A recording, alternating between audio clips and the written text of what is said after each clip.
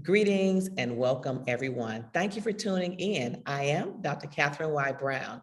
Today, I am excited to introduce you to Jill Sloan, today's guest. Welcome, Jill. Thank you. Thank you.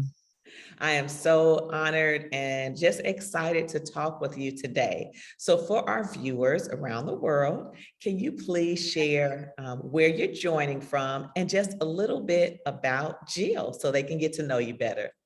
Okay. I live in the Birmingham, Alabama area. I grew up in this same area, so I've never lived out of the state of Alabama. I have two sons, three grandchildren, and I also have PH.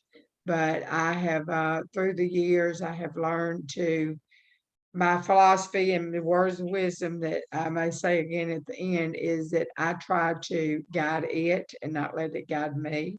And I think because of that, it has helped me through the years. I was diagnosed in the year 2000. And at that time, there wasn't any oral drugs except for Flolan. And but I will leave it at that, and then you can ask me more questions because I might not say what that I needs to be said to these folks.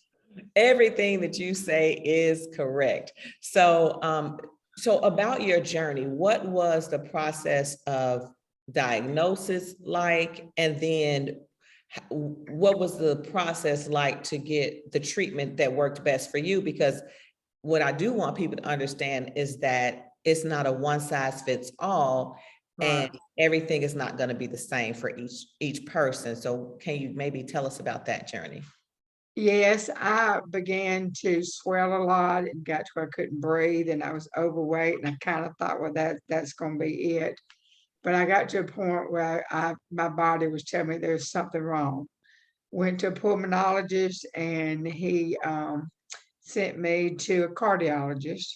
And the hospital that I went to in Birmingham, they did the arteriogram, and first thing they asked me when he come back in the room was, "Have you been on fen drug?" And I had not. And he told me they could not help me at that hospital, but there was another hospital, UAB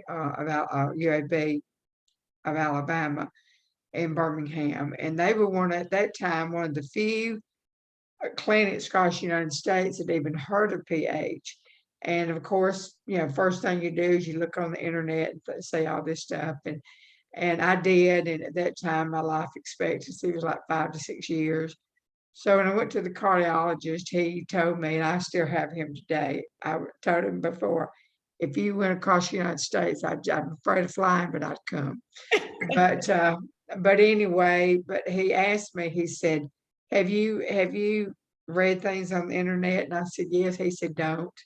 He said, because you get in I'm not going to survive mode when you do that.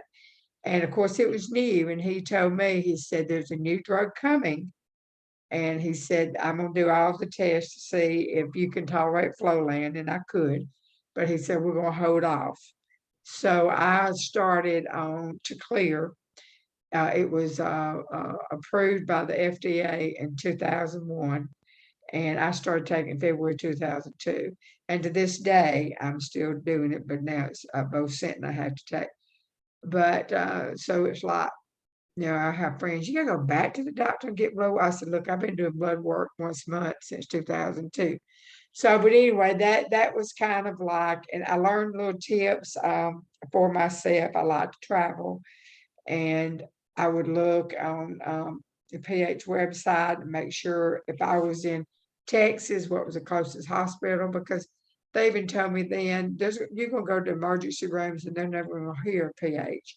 So in the journey that I've had, I've seen it grow from not any medicines to, except Flolan, any oral medicines up to where it is now. And also the education that we as patients and you and your research and a caregiver and a family member is that it's just phenomenal about how much we have learned through the years. And it's kind of like walking to the unknown, because it wasn't a lung condition that you was like asthma that everyone knew everything about it. So we've all kind of just worked together. I say that with my doctors and doing some research drugs. And so that's 21 years later, here I am, and I'm blessed to be here every day. Oh, I love it. I love it. I love your story. I love the fact that I don't want people to miss what you share is that you love to travel, you still travel, but I there's do. education that's required in that. And it's really important to know, and you don't want to necessarily call it a safe place, but medical centers where they've heard of pH, because it is a uncomfortable feeling to go into an institution. And you remember back in the day, you'd say, hey, depending on how long you were there, you could say, can I put my ice packs in the freezer? And Hmm. they would say, oh, well, the freezer's only for staff use. They didn't understand that medication, and it had to be all these different things that went into it. So it does make sense to have that roadmap of places that you can go that are safe places. So excellent, excellent, excellent. Um, are there any tips for people in terms of traveling that you've learned? Because a lot of people say they maybe aren't able to travel as much, and you're traveling. So how do you travel, and what other things do you do in preparation in addition to knowing what medical centers are in the area? Well, back in I was diagnosed 2000 and 2003. I took a trip out west, was gone a month. Ooh, and I thought, I'm gonna do it. I remember carrying 25 long oxygen tanks, and I would have those cool gel things over. And I put ice and I made it. But I've just kind of learned through the years now when I go somewhere, I am on oxygen still. I will call the auction company. That's why I got a nationwide auction company. They will send oxygen to the hotels. You don't have to, really do that if it's just at night. I've also learned too, when I'm making hotel reservations, I need a room by the elevator, a handicap room, because it's a long walk when you get into a big hotel. You got to walk, down so far. But just making sure too that whoever I'm traveling with knows that um, and they do know. But I know when I first got PH, and I don't do it anymore, but I really should, is that I got a letter from the doctor explaining what I had. He said, put it above your dashboard. So you're able to just give that to them, because they, like I said earlier, they may not know. One of the things I learned in one of the support groups that I help with at UAB in Birmingham is a paramedic came, and this is so wise. And he said, in your telephone, to make sure that you put ICE in case of emergency. That way that they can look on that if it's paramedics, whatever. And also I keep a little information about my pH, a little pamphlet thing right there by my insurance card. And I've got it flagged with a little red tab, because I want them to know. I want them to know that's what I've got. That's the main thing that's wrong with me. And so here again, kind of educating someone that may not know it through that little pamphlet.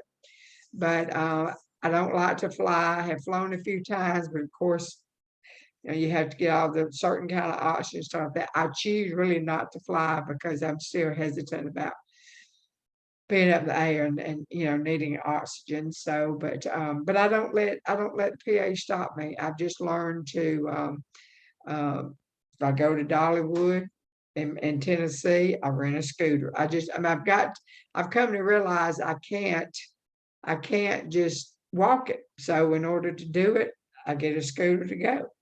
I always make sure I stay in a hotel that's got an elevator, not just stairs. So just, things like that. So, but, um, and I think with anyone, I think everyone should know this, does know this, is that, you have to educate yourself before you can do, I mean, to educate yourself is, to me, the best thing that can help someone.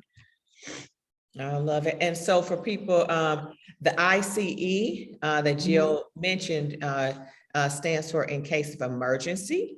And you can flag like family members and have it logged in your phone that way, so that emergency medical providers know those emergency contacts. Great, great information, Jill. Well, thank you, thank you. So in terms of adapting for daily life, maybe it was somebody that liked to stand up and cook meals, but now they maybe have to sit and do things. What type of things have you seen done as people adapt so that they continue to live the quality of life?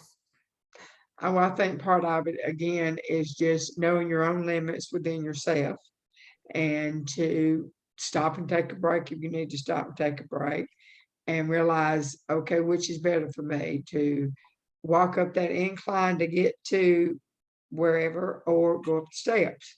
For me personally, an incline is harder than steps. And I think because I can stop. I'm not walking continuously. But as far as the day to day things, I mean, I just say, for instance, sweeping and mopping and dusting.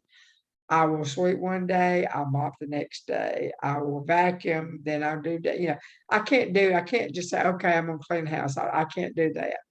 So I just, just do it that way. So, but I've been fortunate. I haven't been to the part of being confined to a wheelchair or a bed or something like that, so, um, I love it. I love it. So takeaways I want people to hear is do what works for you, listen to right. your body and trust your body.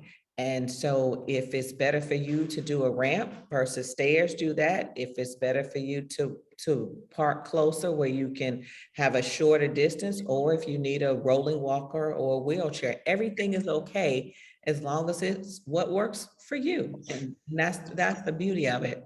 Jill, let's pivot to education. Specifically, in many instances, patients and caregivers do have to educate providers to what works best for them. And that's a little bit different than Mhm. other diagnoses. What has been your experience, and what education do you see that maybe we need to, as a community, convey to health professionals that maybe they don't know that they do need to know? Well, because now, before I was diagnosed with PH, I mean, I was diagnosed myself with all kinds of things, but obviously it did not do that. But it was like when I was in Wisconsin, I got pneumonia, which, was susceptible to pneumonia. And this doctor in the hospital, and so I just sat and told him, just like I'm talking to you, not, like that. But now, as far as just on a local basis, I know, like, my primary doctor, I've talked to, and she said, yes, I've heard of it. So, but I think the area that I live in, which is Birmingham, and we have UAB here, there's a lot of the local doctors that are, aware of pH and everything. So, but as far as education to others, is that uh, we have a support group that the doctor asked myself and another lady have formed. But anyway, is that I want I looked for a support group. I wanted to walk in someone else's shoes to educate me. And now there's people just like this meeting that hopefully some little bit of something that I have said or I have done will say, hey, I understand, now, so that they're walking in my shoes. Because I think that banding together and hearing each other's stories. Now, reading a textbook is one thing, but hearing people's stories and how they deal with it, to me, that's so, so very important because it's just, they live it. They live, textbook, don't I mean, I know textbook's wonderful, but until you live it. Yeah. And that's an important message for providers, that it's one thing to read a textbook, but it's another thing for this to be your life. And the Yeah, textbook is not going to include all the caveats and what someone experiences. And also different provider experiences is a lived experience for someone. So when people go through moments where they have good care, not so good care, that impacts them and it impacts their trust level. So really taking the time to be patient and listening to people and also listening to those family members is extremely important. And Jill, if I could add on to what you just said, would be a note that if a provider doesn't know, ask the question, and don't be afraid to contact a provider that does know and specializes in it, right? Mhm, mhm. True, true, Yeah. true. So we have this mantra: awareness, empowerment, and hope. Together we can make a difference. And that's the mantra for the RBW, Pulmonary Hypertension Awareness Group, that's named in my mother's honor. But as you hear those three words, awareness, empowerment, and hope, what words of wisdom could you give to the community? And let me preface, the community that we look at are patients, caregivers, medical professionals, and the community. Because we believe it's everyone. It takes the entire village. So you have I agree. experience, right, Jill? So what are your words of wisdom from the amazingly knowledgeable Jill that you can share? Oh, I don't know so much about being amazing and what, but well, I would think is that try to think outside of the box and think, I can't do, I just can't, I can't do it. To think, well, let me see what I can do. I think that as far as an attitude, and like I said earlier, I feel like that I want to guide it. I don't want it to guide me because I enjoy life. And I thought I knew I couldn't beat it as I went into it, but I thought I'm gonna live it as long as I can. And my cardiologist has told me that my attitude is what has helped me to get to the point I'm at. So I don't give in easy, but there's a lot of times, whew, I gotta sit down. So, but it's just educate yourself, educate yourself by whether it's going to a support group meeting and all these different groups. It's on Facebook that you can read, and it's like that was me or that is me, or any type of regional meetings in your area that you can go to for PH. Um, and I'm not sure if I mentioned this, but the PH Association has an international conference they just had in Atlanta, and I went to it because it's like, it's amazing to sit and hear everyone's stories, and you learn a lot from that just listening. So I would think one thing is listen to it, listen to what your doctor tells you, listen to what the caregivers say. No, you can't do that. Yes, come on, let's try. And of course, listen to your body. I love it. So if you were to summarize into one word, it would be listen. And I don't know that we hear that enough. So that's a beautiful message. And you mentioned the conference, and there are a lot of amazing organizations, some that are coming up each day that are really committed to this work. And so I would also say that as nonprofits, we have to all listen to each other because we're fighting the same battle. We're doing it together, and we all are looking at it from different lenses. But the beauty of it is that something will come out of it that will help the community and all of these lives. Yes, ma'am. Yes, Mhm. ma'am. And So, go ahead. oh, I'm you go sorry. first.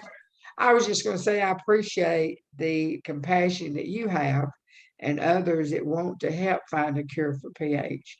And I can remember at one time it was a death sentence, but praise God, it's not anymore. And I appreciate people like you and others, and that's the reason why when I got a message about it, I said absolutely, because if there's anything you've learned, I've learned. We all learn, but we got to listen to learn.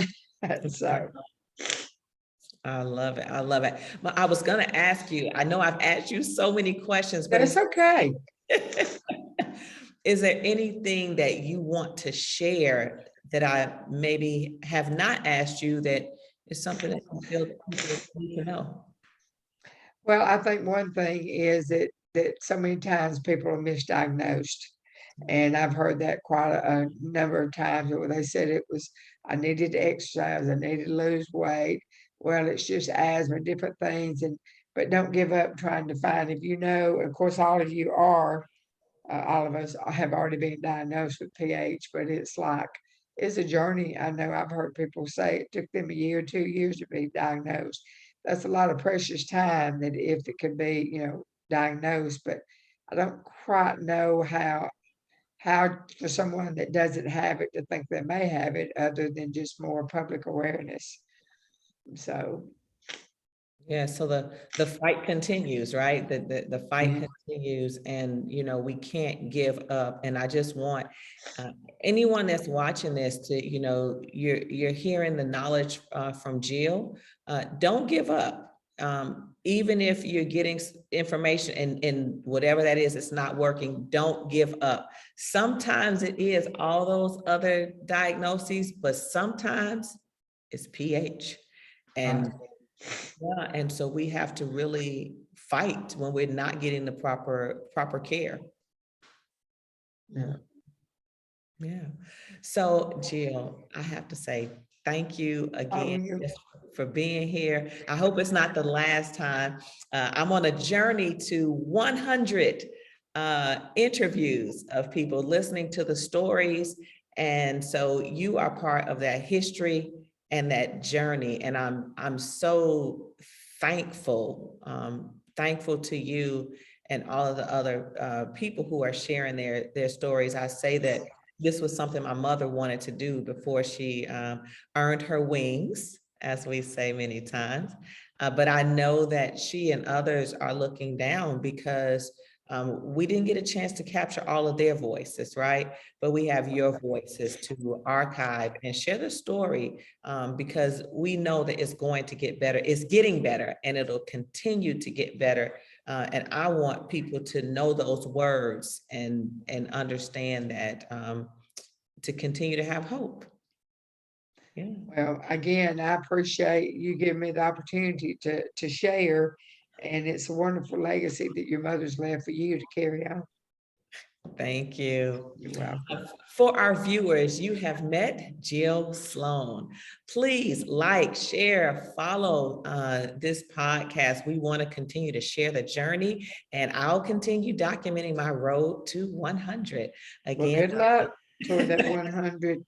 Go for it. Go for it. I'm going for it, Jill. So thank you all again for joining. I'm Dr. Catherine Y. Brown. Have a great day, everyone. Thank you, Jill. We are going to continue the road to Thank 100. you.